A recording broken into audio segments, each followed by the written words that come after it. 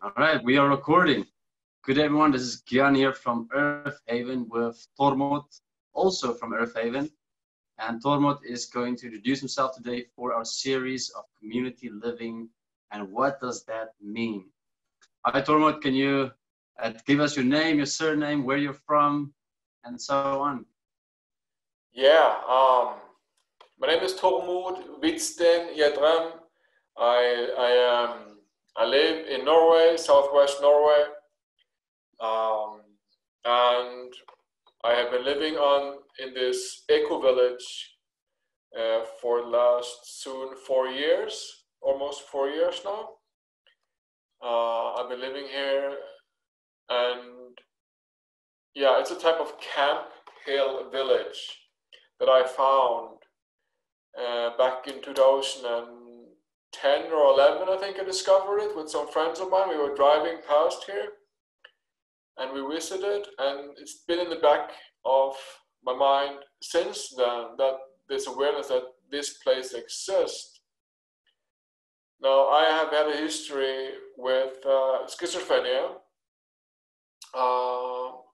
and for me, finding out something of belonging, something to do, something to learn, to express and to live and to create, have been a long and troublesome journey, basically.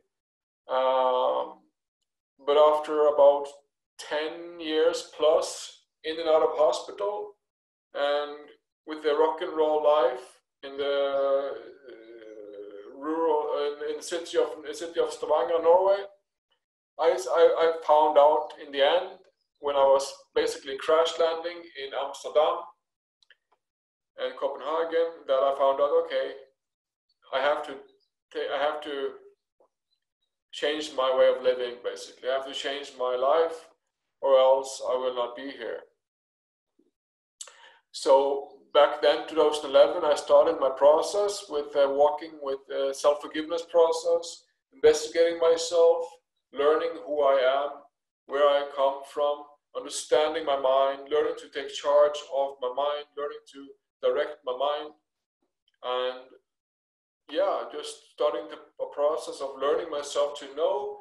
And then some years later into this walking and process, I then moved to this Camphill village in a couple of hours north of where I grew up. Yeah.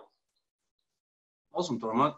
So Tormod, you have schizophrenia, I'm just clarifying here, and you say that you were partying, you were living sex, drugs, and alcohol, yeah. And you know that you had to change your life, and you saw this eco village, this Camphill village, as a way to change your life, to take a different route in life. That's correct?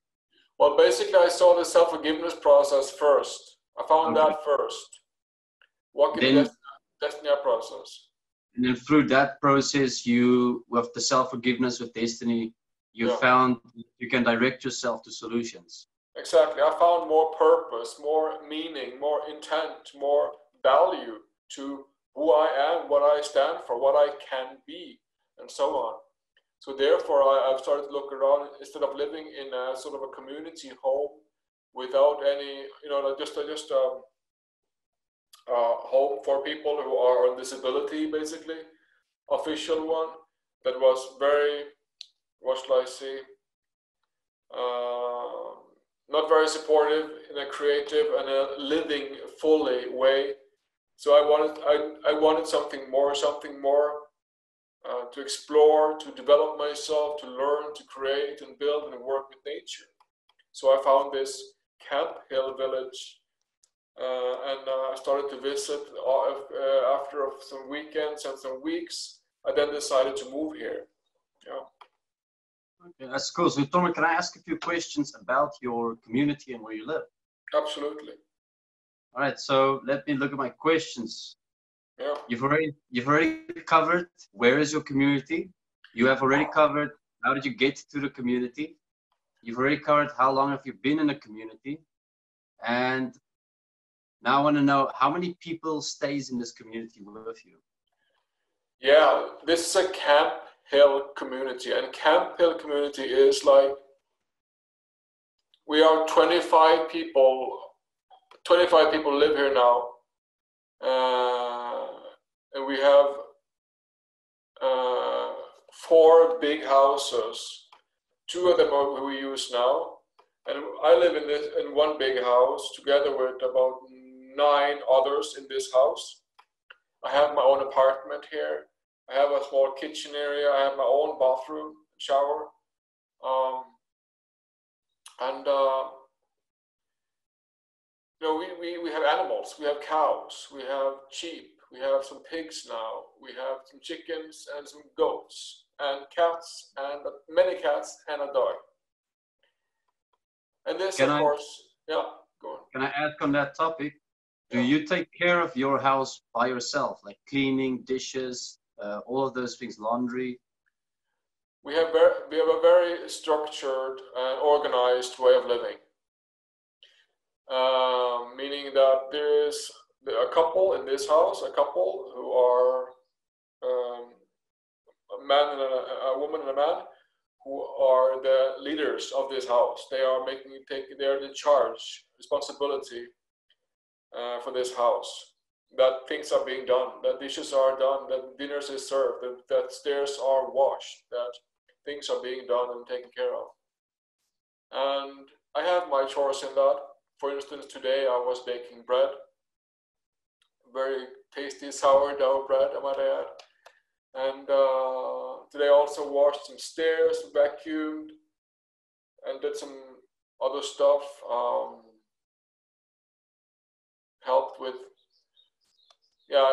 lots of different small work around the house, then outside the house needs to be done. Camp. I wanted to say something about Camphill, if I may, about the Camphill. Yeah. Camphill. The camp is about your community in general. Yeah, here it says Hogganvik Camphill. This is this village. I see. And but there are about, I can't remember how many, but there are Camphill villages in Norway. There is 6 villages in Norway. Wow. And yeah. And there are villages in most of Europe, Western Europe. There are in North America. I'm not sure if there are in South America yet. Maybe there are some friends and some cooperatives. There are in Russia, in India, in Vietnam, and some even in South Africa. And this started about in 1939, 1940, just before Hitler was going with his troops into Austria to take Austria. There was then this pediatrician called Karl Koenig, a child doctor called Karl Koenig, and he had responsibility for a group of children who had disabilities. And he saw Hitler coming, and he saw Hitler's intentions about, the pure race and all that, and he feared for his children's life.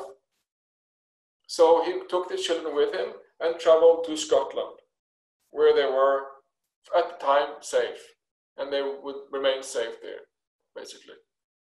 So it started when this pediatrician Karl Koenig and this group of people came to Scotland and settled in a house that was called Camphill House from before that. So and then that started the Camphill movement, also very much after the war had ended. Karl Koenig is very connected to anthroposophy and Rudolf Steiner thinking and anthroposophic mannerism.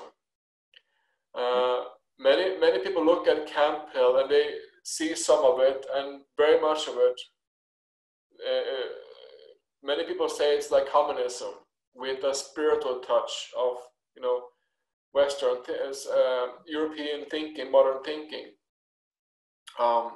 So the criteria for me to live in a Camphill village like this in Norway,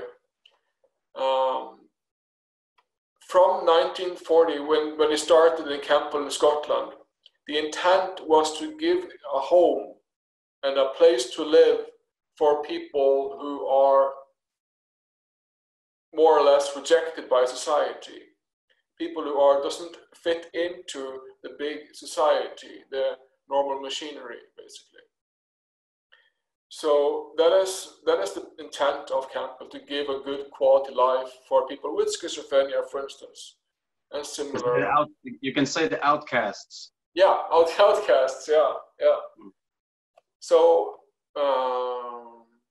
yeah, and then there are us that are outcasts that live here, and then there are also people who come to live with beside us, that have a more of a responsibility, you might say, more of a directing stand. Yeah, and that's the basic of Camphill. Basically, it's so this Camphill community eco-village system has been around for 80 years. Yeah. And as we can see, it took quite a lot of time to reach so many places in the world, and to stand as that specific value and principle that it functions within, to support outcasts, to protect and give a place of safety, a home for people with, for example, schizophrenia. Exactly, and because, you know, and my parents didn't know about this before after I found it. And very many people still don't know about Camphill because it is seen as different, because of the Rudolf Steiner thinking, the anthroposophic thinking, and sort of a slightly different to the normal code, if you like. Yeah. But it works for you. Yeah, for me it works very fine. You know, I have my income of disability income in Norway, which is. Wait, Tormod. Yeah. I was gonna ask. Let me just put the question in. Good. How does finances work? How do you support yourself? Does the community have income, or does it have a business? Do you participate in any work that brings the income? Like, give us a nice overview of how does this village, eco-village, exist and make it possible to exist and to support people such as yourself.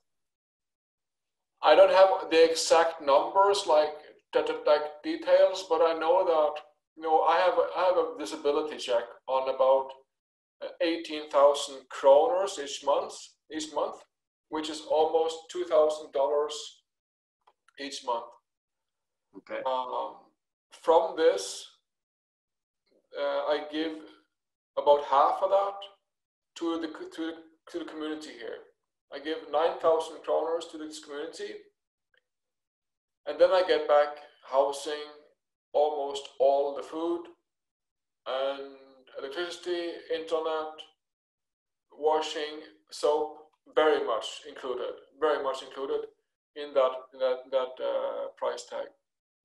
So I give that, and also we are quite heavily funded by the government because of our social structure, but also from how we choose to live ecological, and we also very much, what shall I say, caretakers of tradition and the seasons and agriculture and what shall I say, spirituality, religion, like Christianity. We do like in the Christmas, we do a theater play, for instance. We do that usually several times a year, for Easter play, for Midsummer Night play. We have these theaters. That is fun, and we sing a lot, and we have these and so the funding is mostly it's from government funding, I would say, but also the farm gives us some income. Like, we sell our own cheese that is certified cheese to sell in Norway, and so on. And I remember you brought some cheese to the farm in South Africa, the community in South Africa, from your eco village. Yeah. Yeah, it was pretty delicious. Yeah, the cheese is quite famous. It's a quality cheese. I like it a lot. So, but I think the most income that we have for the village is for us who are on disability check. The money we give in each month, and then there is the funding over the government budget for this type of structured living. So that, I mean, yeah.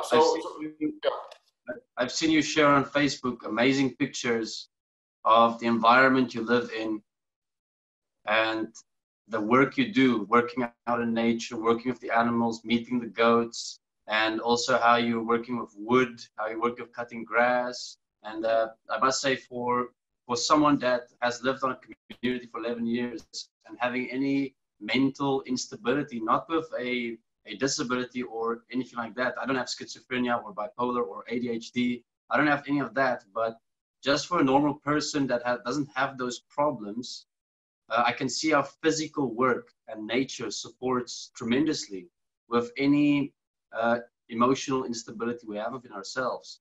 So I could definitely see how, for example, you on disability and getting that income and investing it into yourself, into this community, and what it's providing for you as a support structure is really amazing. It truly is. And you know, this village has been around with this structure since the early 70s. Yeah. And it's quite humbling to know what those first people went through to have it their way, basically, here in this village, to make this Hogganvik village. And yeah, those were pioneers of that time, of their creation. And today, you know, we have all sorts of animals. We have bees even, and we are very close to the sea. We are very close to the sea, and I used to go bath all year round. And that is one of the best things I find about living here, is I can go take a swim in the fjord almost whenever I feel like it. And it's, you know, work is adjusted. I like the work. To work with a wheelbarrow or the spade in the dirt, to work physically, to work up a sweat. I truly enjoy that work. Of course, to learn to lift, try to lift with your thighs, not with your back, and so on. These things that we should know from before. But and walking, and we have lots of nature, wild nature around us. I walk in the forest and manage to ground when my systems of mind become taking over. I walk in the forest and I'm able to ground myself in my physical, breathe and relax and find solutions. So yeah, it's quite it's very much I mean, I couldn't find anywhere in Norway where I could have such a good quality life with work, with the ocean, the forest, the bees, the goats, the people, the sun, and, you know, almost all. And I mean that. Yeah. And that's one thing with the current system, is it kind of removes most people from nature. If you just look at how it's designed and its structures, we're quite far removed when we live in the suburbs from actual nature, experiencing that stability. So that is something that we definitely want to give people as an eco village, for example, where you are, where people can come to, they can visit. So that's to my next question.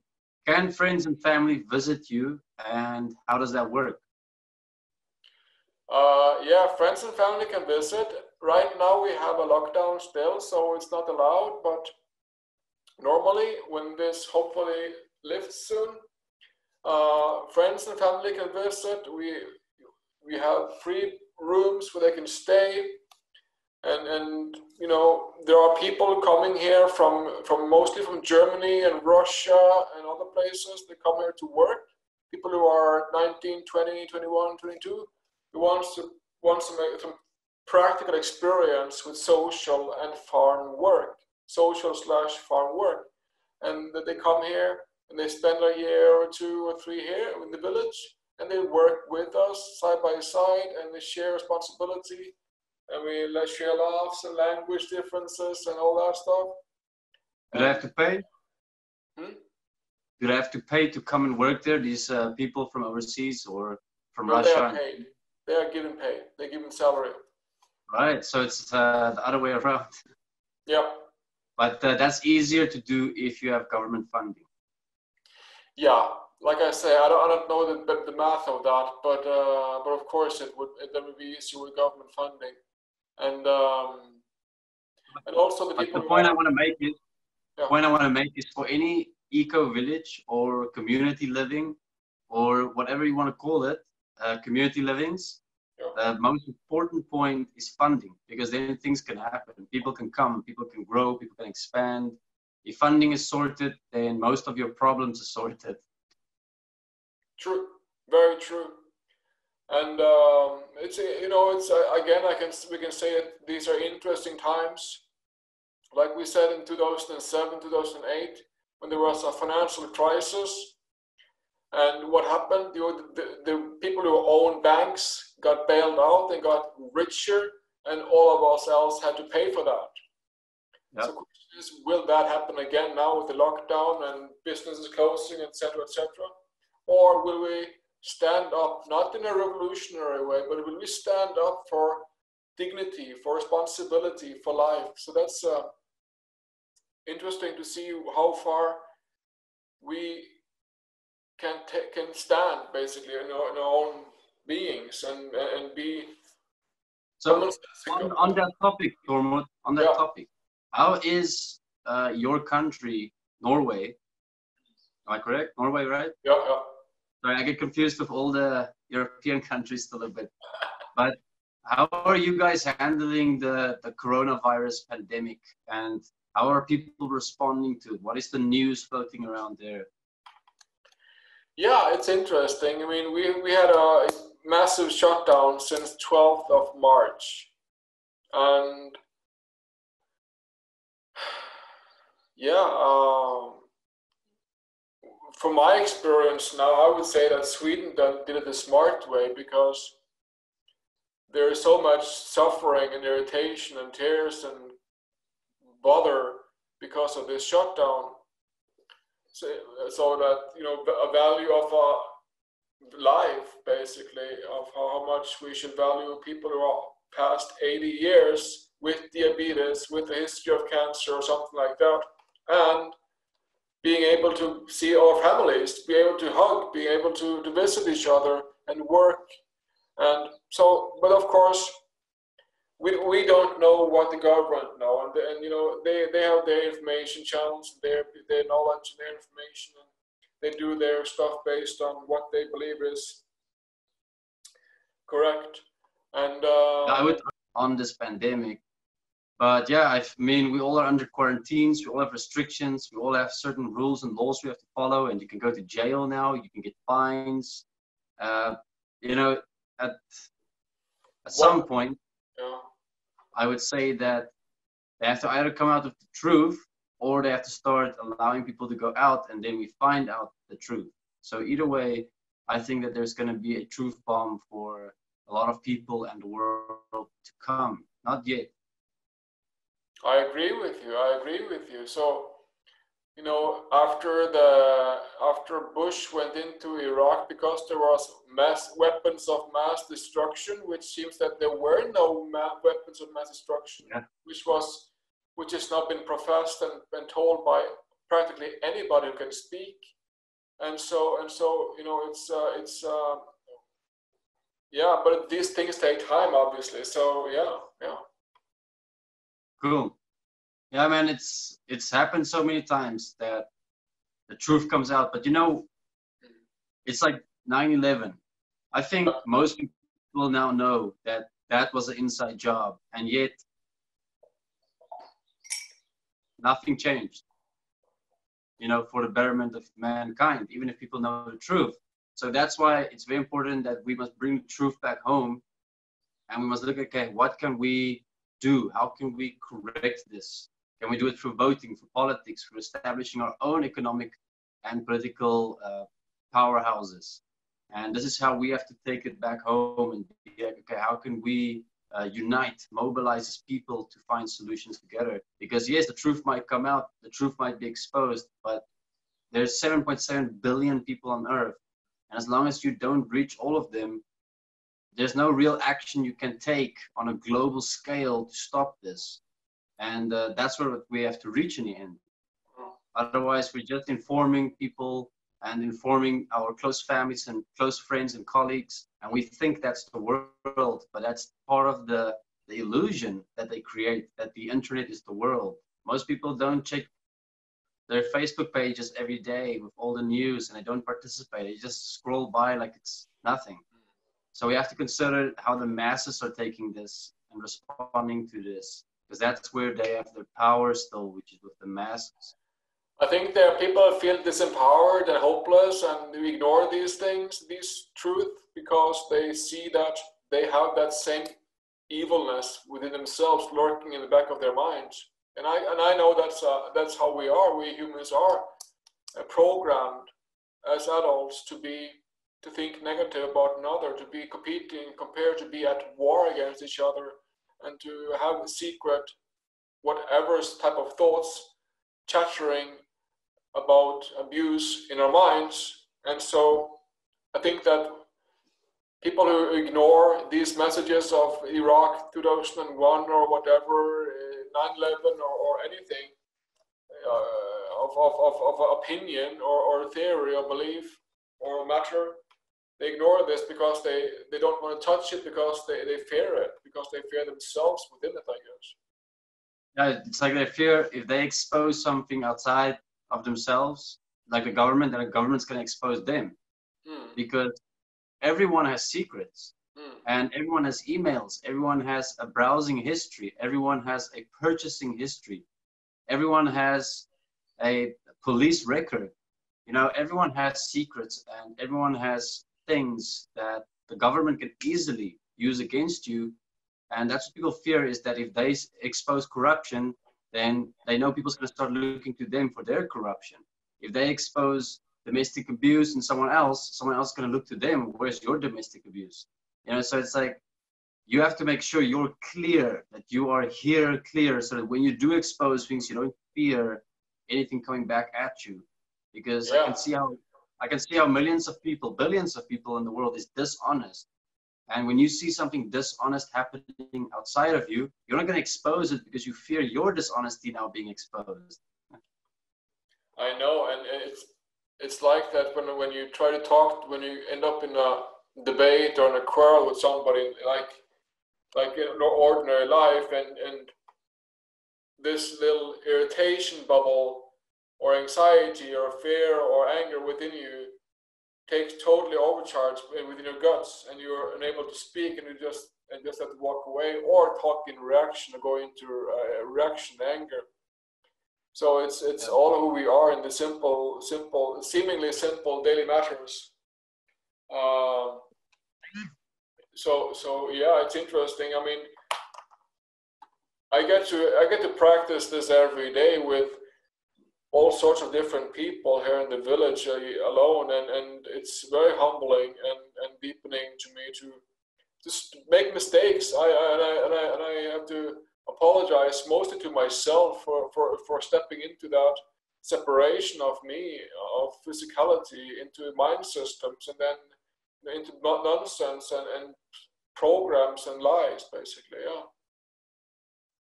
That's also one thing that's really cool about living in a community, is you see your direct effect quite instantly, versus if you do it to family members, who you are, what you say, or how you do things. You know, they go back home, so you don't get to see the consequences playing out immediately, maybe later. But if you live in a community and you know your neighbor is right there and they're working with you in the field, they're doing things with you, and you react or you say something, or they react and they say something, you know you have to work with that very soon, and you can actually see how it affects everything else. So that's one thing that I like about community living, and taking it back to ourselves in our process to actually check more directly, more instantly, if you want to say it that way or look at it that way. And that's what I like about community living, and how we can use that to amplify and quantify our own individual processes and the points we have to walk with ourselves as other people. I 100% agree with you, and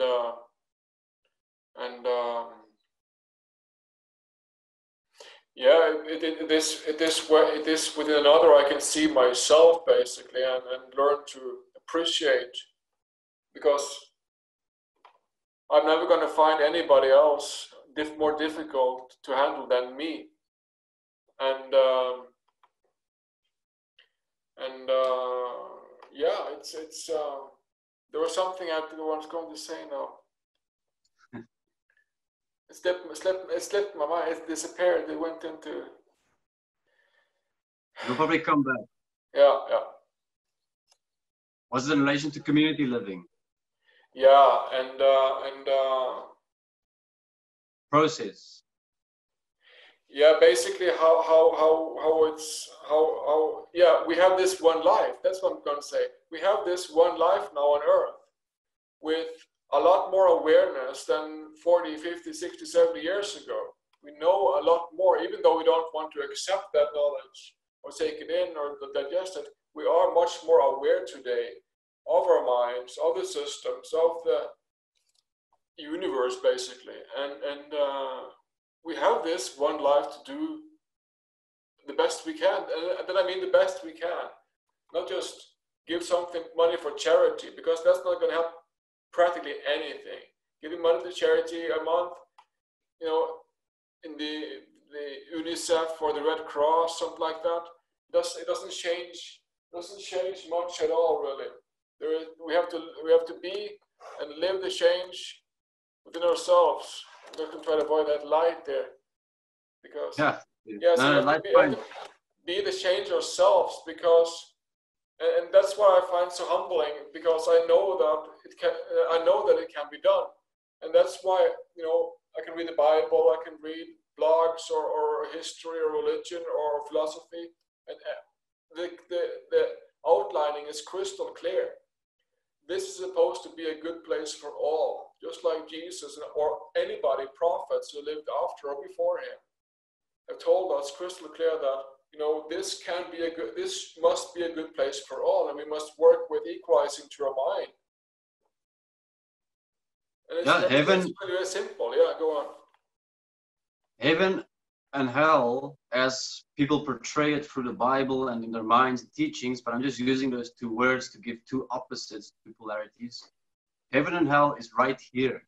It's not going anywhere. It's what are we accepting and allowing every single day as a collective and as individuals. Are we creating heaven on earth or hell on earth?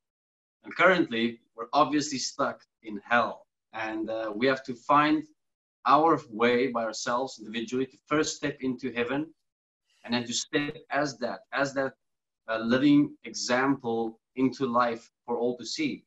And that will be taking on politics, taking on economics, taking on all the lies, the deception, and to expose it so that we can pop this bubble of hell and show everyone heaven is right underneath their feet, the earth, which is abundantly here for everyone. And we just have to we have to step into the natural systems that is here, that provides for all equally, like the sun, like the air we breathe, like the water we drink. It's all here. We just have to step into that abundance concerning all life. Just like nature gives abundance equally to all, we must face our man in the mirror and forgive that man in the mirror, and forgive that person for all the nitty-gritty thinking, doing, saying, being, all that stuff that had been violating life, basically, in any sense. And that is also a forgiving. I must be unconditional in my forgiving of myself. I must be unconditional in taking out the demons, the systems, the structure, the beliefs, the polarities, everything within me, and take it out, see it, forgive it, and let it go. And then live that change that I find in living words, in my mannerism, in my nature, and so on. So yeah, it's yeah. Now, the self-forgiveness process and the writing process is very, very important, because obviously, as we all know, I hope so, as within, so without. So, you know, the outer world is a reflection of ourselves. It is not anything different. It's not anything separate. It's literally us, and us creating it and manifesting it based on who we believe we are. So we have to change those beliefs, we have to change those ideas and opinions. And there's a whole memory bank of history of how we define and value ourselves based on our experiences, based on where we were born and how we were born and the family we were born into. There's so much control systems within this world placed to trap us within inside ourselves. And we have to take that step to say, I am responsible for me. I can direct everything within me. I am not powerless. And that's where that self-forgiveness comes from, taking self-responsibility and saying, I am here, I am God. Yes, that's yes, that's the basic line. That's the, yeah.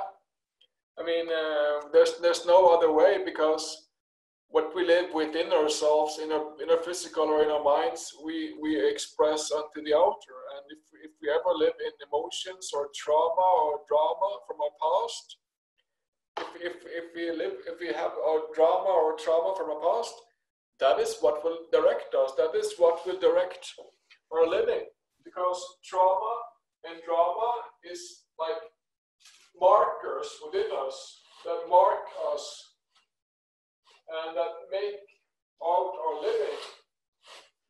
And this trauma and drama in our minds, in our bodies, they then make our living. Tormod, your room looks like, you look like a light worker now. Yeah, I'm a light worker now. Yeah. Yeah. I can't fix this light. It's impossible. Sorry about the light. Excuse the light. All right, so Tormod, I'm going to ask a few more questions because we are already 45 minutes into this recording. Yeah. And these ones are simple yes or no, just for people who's here to hear about community living. And I'm going to ask, are drugs and alcohol permitted on your premises, your community? No. No. I mean, all right. I'm allowed to take my medication. I have medication, but okay, but you have prescriptions for that. Yeah, prescriptions for that, and I have alcohol-free beer. All right, and is there prescription weed permitted? No, there is nothing like that, and it's very clear that nobody's allowed to drink here, and because then we have so much more problems and issues and trouble, basically. Yeah. Because people get mind possessed when they're drunk, and because you live in a small community, it's easier to take it out on each other and to become weird and different. Okay, next question.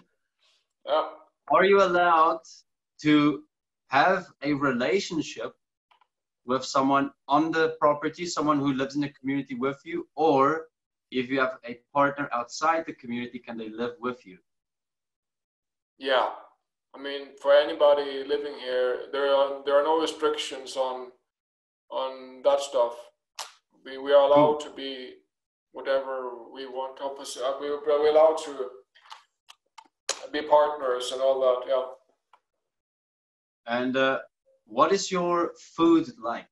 Does every person have their own diet, or is there a community meal time, or how does your dinners and your breakfast and your food times work with everyone there? There are definitely community meal times that are very, what shall I say, important for the structure of the village and of the houses. Like I said, there are now 2 houses out of 4 houses that are being used. Okay. And in these 2 houses, 2 big houses, we have a breakfast, dinner, and supper, 3 meals. And then there is a coffee break also between breakfast and dinner. But the breakfast we meet and we sing, and at dinner we meet and we sing, and at supper we meet and we sing, and we read from the Bible, and we eat. And almost all food that we have here is ecological, and most or some of it also biodynamic. If that picks your brain, I would suggest checking out what is biodynamic farming. It's really interesting. So So when you have breakfast, everyone eats the same. Yeah, but if people have like allergies or requests, we can make changes to give them what they need or want. Yeah, but we usually, like for breakfast, we have cereal with yogurt. Basically, that's what we have. But if people rather would like or really need something else, that's okay. And for dinner, the same. For dinner, we have all sorts of food: pasta, meat, fish. We seldom have birds because we, you know. All on the same table at the same time. No, we have in two houses. We have different.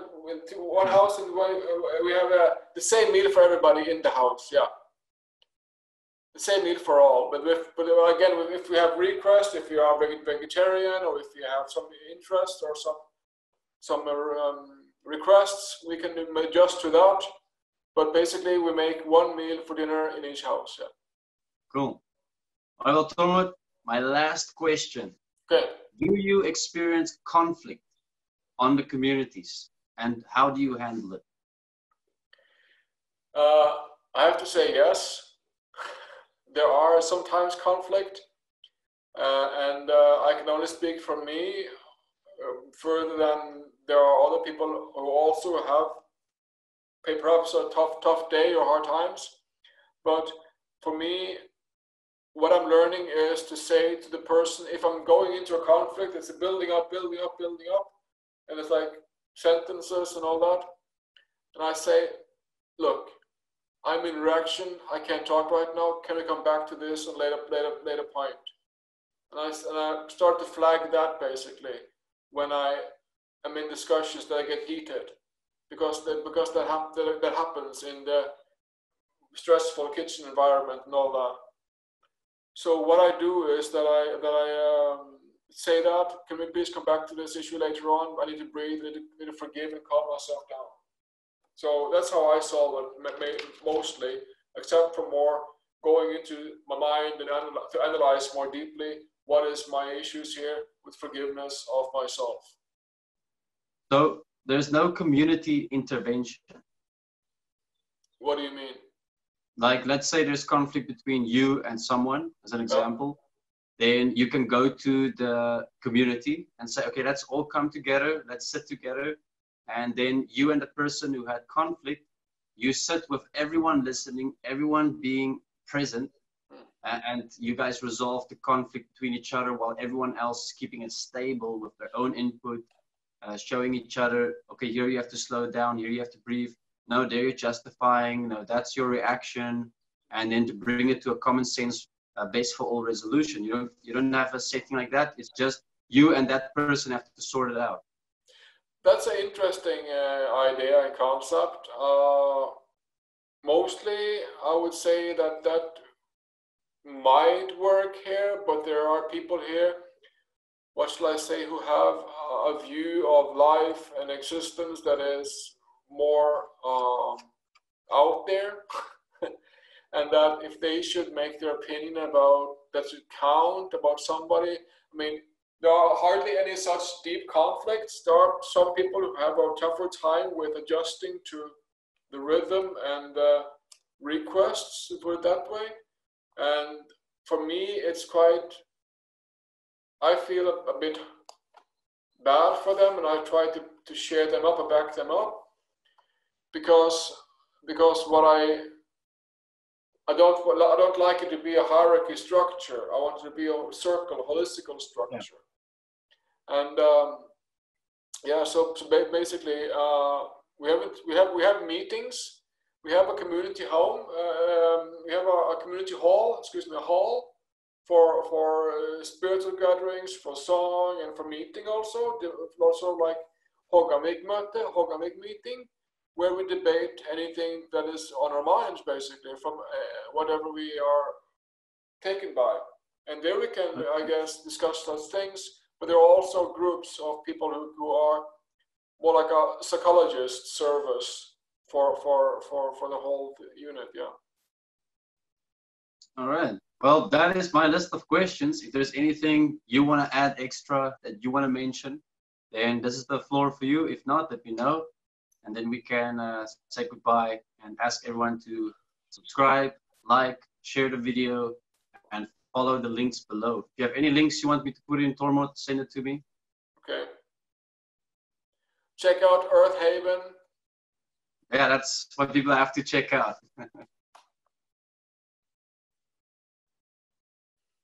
So you're all good? I'm fine. I'm fine. All right. Well, thank you very much, Tormod, for the chat. It was amazing to hear you, your stories, and to just talk about some subjects in the world. And I'm looking forward to our next hangout. We will arrange it in time as we see time goes by. Thank you very much. Take care and have a wonderful evening. Goodbye. Thank you. Thank you.